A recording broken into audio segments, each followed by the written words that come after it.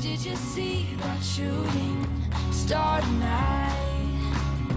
Were you dazzled? Welcome back, and thanks for joining us on this Friday edition of Good Day.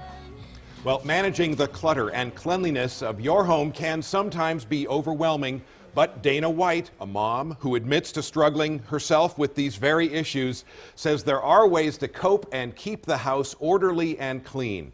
Now, she is the author of Manage Your Home Without Losing Your Mind.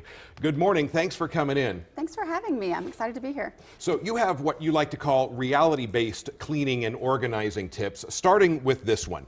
Don't let worrying about the very best way to do something stop you from doing anything. Exactly. I speak specifically to people like me who tend to struggle in this area of cleaning and organizing. And one of our problems tends to be that we want to figure out the best way to do something before we actually do something.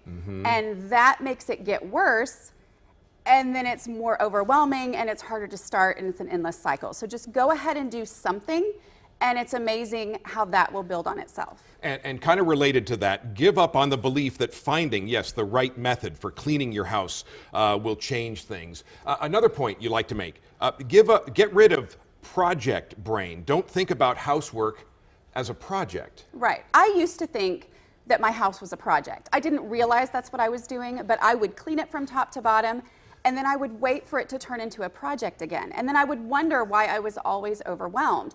Instead, by focusing on daily habits, small little things I didn't think could even make a difference, that's when I started to see actual progress and real traction happen in getting my house under control. And these approaches really will get results. Okay, start small, you say. Don't worry about the whole house. Exactly. You can't worry about the whole house. That is overwhelming. Start with the dishes. Start with getting that under control. If you have dirty dishes in your sink all the time, focus on that, and you'll be amazed at the impact it will have and the time it will free up to move on to the rest of your house. Yes, it's a very kind of linear or orderly approach. Is. Now, after a week of doing what you said, add something else. Sweep the floor. Right.